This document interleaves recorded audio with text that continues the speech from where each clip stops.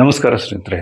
ನಿಮ್ಮ property B ಖಾತಾದಲ್ಲಿದೆಯಾ? ಬಹಳ ದಿನಗಳಿಂದ ಅದನ್ನು ಎ ಖಾತೆಗೆ ಬದಲಾಯಿಸಬೇಕು ಅಂತ ಯೋಚನೆ ಮಾಡ್ತಾ ಇದ್ದೀರಾ? ಹಾಗಾದ್ರೆ ಈ ಮಾಹಿತಿ ನಿಮಗೆ ಬಹಳ ಉಪಯುಕ್ತ ಆಗಬಹುದು. ಎ ಖಾ ಬಿ ಖಾತಾದಿಂದ ಎ ಖಾತೆಗೆ ಬದಲಾಯಿಸುವ ಒಂದು ವಿಶೇಷ ಅವಕಾಶ ಇದೆ. ಶುಲ್ಕವನ್ನ ಈಗ 5ರಿಂದ 2%ಗೆ ಇಳಿಸಲಾಗಿದೆ. ಈ ವಿಶೇಷ ಅವಕಾಶ ಆಗಸ್ಟ್ 23 ಕೊನೆಯವರೆಗೂ ಇದೆ. ಅಂದ್ರೆ ಸಮಯ ತುಂಬಾ ಕಡಿಮೆ ಇದೆ. ಅಂದ್ರೆ ಒಂದು ವಿಷಯ ಮೊದಲೇ ನೀವು ಸ್ಪಷ್ಟವಾಗಿ ತಿಳ್ಕೊಳ್ಳಿ. ಈ 2% ಶುಲ್ಕ ಇದೆ ಅಂದ್ರೆ ಪ್ರತಿಯೊಂದು ಬಿ ಖಾತಾ ಪ್ರಾಪರ್ಟಿಯನ್ನು ಸ್ವಯಂಚಾಲಿತವಾಗಿ ಎ ಖಾತಾ ಆಗುತ್ತೆ ಅಂತ ಅರ್ಥ ಅಲ್ಲ. ನಿಮ್ಮ ಪ್ರಾಪರ್ಟಿ ಈ ಸೌಲಭ್ಯಕ್ಕೆ ಅರ್ಹವಾಗಿದೆಯೇ, ಅಂದ್ರೆ ದಾಖಲೆಗಳು ಸರಿಯಾಗಿವೆಯಾ, ಟ್ಯಾಕ್ಸ್ ಡ್ಯೂ ಕ್ಲಿಯರ್ ಆಗಿದೆಯಾ, ಟೈಟಲ್ನಲ್ಲಿ ಯಾವುದೇ ಸಮಸ್ಯೆ ಇಲ್ವಾ, ಕನ್ವರ್ಷನ್ನು ಮತ್ತು ಅಗತ್ಯವಾದ ಅಪ್ರೂವಲ್ಸು ಸರಿಯಾಗಿದೆಯಾ, ಇವೆಲ್ಲವನ್ನ ಪರಿಶೀಲಿಸಿದ ನಂತರನೇ ಕೊಡೋದು. ಹಾಗಾದ್ರೆ ಈ ಬಿ ಮತ್ತು ಎ ಖಾತಾ ಅಂದ್ರೇನು? ಅದಕ್ಕೂ ಮೊದಲು ನಾನು ನಿಮ್ಮ ರಿಯಲ್ ಎಸ್ಟೇಟ್ ಮೇಷ್ಟ್ರು. ದಯವಿಟ್ಟು ನಮ್ಮ ಪೇಜನ್ನು ಲೈಕ್ ಮಾಡಿ, ಶೇರ್ ಮಾಡಿ, ಕಾಮೆಂಟ್ ಮಾಡಿ, ಇನ್ನಷ್ಟು ವಿಡಿಯೋಗಳನ್ನು ಮಾಡಲು ಪ್ರೋತ್ಸಾಹಿಸಿ. ಹೆಸರುಘಟ್ಟ ಮತ್ತು ಬೆಂಗಳೂರಿನ ಯಾವುದೇ ಭಾಗದಲ್ಲಿ ಪ್ರಾಪರ್ಟಿ ಖರೀದಿಸಲು ಅಥವಾ ಮಾರಲು ಸಂಪರ್ಕಿಸಿ. ಮತ್ತೆ ವಿಷಯಕ್ಕೆ ಬರೋಣ. ನಾನು ಹೇಳ್ತಾ ಇದ್ದೆ ನಿಮಗೆ, ಬಿ ಖಾತಾ ಪ್ರಾಪರ್ಟಿಗಳು ಕೆಲವು ನಿಯಮಿತ ಅನುಮತಿ ಅಥವಾ ದಾಖಲೆ ಸಂಬಂಧಿಸಿದ ಸಮಸ್ಯೆಗಳು ಇರಬಾರದ ಕಾರಣ ಅವುಗಳನ್ನು ಬೇರೆ ರೀತಿಯಲ್ಲಿ ಆಗಿರುತ್ತೆ.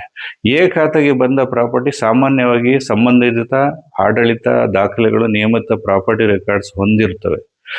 ಆದರೆ ಇಲ್ಲಿ ಒಂದು ಮುಖ್ಯ ವಿಷಯ ಏನಂದ್ರೆ, ಖಾತಾ ಅಂದ್ರೆ ಟೈಟಲ್ ಸರ್ಟಿಫಿಕೇಟ್ ಅಲ್ಲ. ಎ ಖಾತಾ ಇದೆ ಅಂದ್ರೆ ಪ್ರಾಪರ್ಟಿ ಟೈಟಲ್ನಲ್ಲಿ ಯಾವುದೇ ಸಮಸ್ಯೆ ಇಲ್ಲ ಅಂತ ಅರ್ಥ ಅಲ್ಲ. ಬಿ ಇದೆ ಅಂದ್ರೆ ಓನರ್ಶಿಪ್ ಸರಿಯಾಗಿಲ್ಲ ಅಂತ ಅರ್ಥ ಅಲ್ಲ. ಪ್ರತಿಯೊಂದು ಪ್ರಾಪರ್ಟಿಯ ಲೀಗಲ್ ಸ್ಟೇಟಸ್ ಅನ್ನು ಅದರ ದಾಖಲೆಗಳ ಆಧಾರದ ಮೇಲೆ ಪ್ರತ್ಯೇಕವಾಗಿ ಪರಿಶೀಲಿಸಬೇಕು. ಈಗ 5ರಿಂದ 2%ಗೆ ಇಳಿಸಲಾಗಿದೆ. ಯಾಕೆ ಇದು ಮುಖ್ಯ? ಉದಾಹರಣೆಗೆ, ಒಂದು ಅರ್ಹ ಪ್ರಾಪರ್ಟಿಯ ಗೈಡೆನ್ಸ್ ವ್ಯಾಲ್ಯೂ 1 ಕೋಟಿ ರೂಪಾಯಿ ಇದೆ ಅಂದ್ಕೊಳ್ಳಿ. 5% ಅಂದ್ರೆ 5 ಲಕ್ಷ ರೂಪಾಯಿ ಆಯ್ತು. ಈಗ 2% ಕಡಿಮೆ ಮಾಡಿದೆ ಅಂದ್ರೆ 2 ಲಕ್ಷ ರೂಪಾಯಿ ಕಟ್ಟಬೇಕಷ್ಟೇ. ಅಂದ್ರೆ 3 ಲಕ್ಷ ರೂಪಾಯಿ ವ್ಯತ್ಯಾಸ ಇದೆ. ಇದು ಕೇವಲ ಒಂದು ಉದಾಹರಣೆ ಕೊಟ್ಟಿದ್ದು. ನಿಮ್ಮ ಪ್ರಾಪರ್ಟಿಗೆ ನಿಜವಾದ ಶುಲ್ಕ ಎಷ್ಟು ಬರುತ್ತೆ ಅನ್ನೋದನ್ನ ಅಧಿಕೃತ ವ್ಯವಸ್ಥೆಯಲ್ಲಿ ನೀವು ಪರಿಶೀಲಿಸಬೇಕು.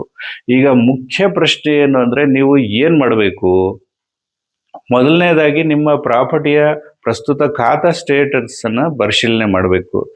ಎರಡನೆಯದಾಗಿ ಪ್ರಾಪರ್ಟಿ ಟ್ಯಾಕ್ಸ್ ಡ್ಯೂ ಏನಾದರೂ ಇದೆಯಾ, ಬಾಕಿ ಇದೆಯಾ ಅನ್ನೋದನ್ನ ನೋಡಿ.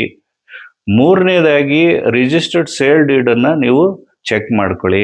ನಾಲ್ಕನೆಯದಾಗಿ ಪೇರೆಂಟ್ಸ್ ಡಾಕ್ಯುಮೆಂಟ್ ಸರಿಯಾಗಿದೆಯಾ ಅಂತ ನೋಡಿ. ಅಂದ್ರೆ ಪ್ರಾಪರ್ಟಿ ಹಿಂದಿನ ಮಾಲೀಕರಿಂದ ನಿಮಗೆ ಹೇಗೆ ಬಂತು, ಓನರ್ಶಿಪ್ ಚೈನ್ ಸರಿಯಾಗಿದೆಯಾ ಅಂತ ನೋಡಿ. ಐದನೆಯದಾಗಿ ಎನ್ಕಂಬ್ರೆನ್ಸ್ ಸರ್ಟಿಫಿಕೇಟ್ ಅಂದ್ರೆ EC ಅನ್ನ ಪರಿಶೀಲನೆ ಮಾಡಿ.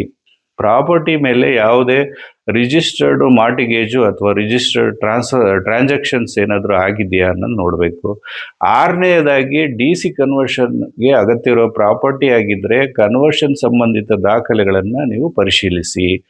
ಏಳನೆಯದಾಗಿ ಲೇಔಟ್ ಅಪ್ರೂವಲ್ ಮತ್ತು ಸಂಬಂಧಿತ ಪ್ಲಾನಿಂಗ್ ಅಪ್ರೂವಲ್ ಅನ್ವಯಿಸ್ತವ ಅನ್ನೋದನ್ನು ಪರಿಶೀಲಿಸಿ. ಎಂಟನೇದಾಗಿ ಪ್ರಾಪರ್ಟಿ ಮೇಲೆ ಯಾವುದೇ ಕೋರ್ಟ್ ಕೇಸು ಅಥವಾ ಲೀಗಲ್ ಡಿಸ್ಪ್ಯೂಟ್ ಇದೆಯಾ ಅನ್ನೋದನ್ನು ಪರಿಶೀಲನೆ ಮಾಡಿ. ಒಂಬತ್ತನೆಯದಾಗಿ ಪ್ರಾಪರ್ಟಿಯ survey number, site number, extent ಮತ್ತು ಬೌಂಡ್ರೀಸು ಎಲ್ಲ ದಾಖಲೆಗಳು ಸರಿಯಾಗಿದೆ ಅಂತ ಪರಿಶೀಲನೆ ಮಾಡಬೇಕು. ಹತ್ತನೆಯದಾಗಿ ಅರ್ಹತೆ ಮತ್ತು ಅರ್ಜಿ ಸಲ್ಲಿಸುವ ಪ್ರಕ್ರಿಯೆಯನ್ನು ಸಂಬಂಧಿತ ಅಧಿಕೃತ ಪೋರ್ಟಲ್ ಅಥವಾ ಅಧಿಕಾರಿಗಳ ಮೂಲಕ ಖಚಿತಪಡಿಸ್ಕೊಂಡು. ಇಲ್ಲಿ ಮತ್ತೊಂದು ಮುಖ್ಯ ವಿಷಯ ಏನಂದ್ರೆ, ಕೊನೆಯ ದಿನವರೆಗೆ ಕಾಯಕ್ಕೆ ಹೋಗ್ಬೇಡಿ. ಯಾಕೆಂದ್ರೆ ಡಾಕ್ಯುಮೆಂಟ್ಸ್ ಅಲ್ಲಿ ನೇಮ್ ಮಿಸ್ಮ್ಯಾಚ್ ಇರಬಹುದು, ಸರ್ವೆ ನಂಬರ್ನಲ್ಲಿ ವ್ಯತ್ಯಾಸ ಇರಬಹುದು, ಟ್ಯಾಕ್ಸ್ ಡ್ಯೂ ಇರಬಹುದು, ಹಳೆಯ ರೆಕಾರ್ಡ್ಸ್ ಅಪ್ಡೇಟ್ ಆಗಿರದೇ ಇರಬಹುದು, ಅಥವಾ ಇನ್ಯಾವುದೇ ಡಾಕ್ಯುಮೆಂಟ್ಸ್ ಕ್ಲಾರಿಫಿಕೇಶನ್ ಬೇಕಾಗಿರುತ್ತೆ. ಆದ್ರಿಂದ ಈಗಲೇ ನಿಮ್ಮ ಪ್ರಾಪರ್ಟಿ ಡಾಕ್ಯುಮೆಂಟ್ಸ್ ತಗೊಂಡು ನೀವು ಪರಿಶೀಲನೆ ಮಾಡೋದು ಉತ್ತಮ. ಇನ್ನೂ ಒಂದು ಸಾಮಾನ್ಯ ತಪ್ಪು ಏನ್ ಮಾಡ್ತಾರೆ ಅಂದ್ರೆ, ಕೆಲವರು ಹೇಳ್ತಾರೆ, ನನಗೆ ಪ್ರಾಪರ್ಟಿ ಈ ಖಾತಾ ಇದೆ, ಹಾಗಾದ್ರೆ ಎ ಖಾತಾ ಬೇಡ ಅನ್ನೋ ಥರ. ಆದರೆ ಇದು ನೀವು ಖಚಿತಪಡಿಸ್ಕೊಳ್ಳಿ. ಈ ಖಾತಾ ಇರುವುದು ಮತ್ತು ಎ ಖಾತಾ ಸ್ಟೇಟಸ್ ಇರುವುದು ಎಲ್ಲನ್ನ ಊಹಿಸ್ಕೋಬೇಡಿ. ನಿಮ್ಮ ರೆಕಾರ್ಡ್ಸ್ ಪ್ರಾಪರ್ಟಿ ಸ್ಟೇಟಸ್ ಏನು ಅಂತ ಸರಿಯಾಗಿ ಪರಿಶೀಲಿಸಿ. ಅದೇ ರೀತಿ ಟ್ಯಾಕ್ಸ್ ಕಟ್ತಾ ಇದ್ದೀನಿ, ಆದ್ರಿಂದ ಪ್ರಾಪರ್ಟಿ ಸಂಪೂರ್ಣ ಲೀಗಲ್ ಆಗಿದೆ, ಕ್ಲಿಯರ್ ಇದೆ ಅಂತ ಭಾವಿಸೋದು ಸಹ ತಪ್ಪು. ಟ್ಯಾಕ್ಸ್ ಪೇಮೆಂಟು ಒಂದು ವಿಷಯ ಆದರೆ ಟೈಟಲ್ಲು ಬೇರೆ ವಿಷಯ, ಕನ್ವರ್ಷನ್ನು ಇನ್ನೊಂದು ವಿಷಯ ಆದರೆ ಈ ಲೇಔಟ್ ಅಪ್ರೂವಲ್ಲು ಮತ್ತೊಂದು ಸಬ್ಜೆಕ್ಟ್ ಆಗಿರುತ್ತೆ. ಇವೆಲ್ಲ ಪ್ರತ್ಯೇಕವಾಗಿ ಪರಿಶೀಲಿಸಬೇಕು. ಹಾಗಾದರೆ ಎ ಖಾತೆಗೆ ಬದಲಾಯಿಸಿಕೊಂಡ್ರೆ ಏನು ಪ್ರಯೋಜನ? ಪ್ರಾಪರ್ಟಿಯ ಏನು civic record status property related ಟ್ರಾನ್ಸಾಕ್ಷನ್ಗಳಲ್ಲಿ ಹೆಚ್ಚು ಅನುಕೂಲ ಆಗುತ್ತೆ.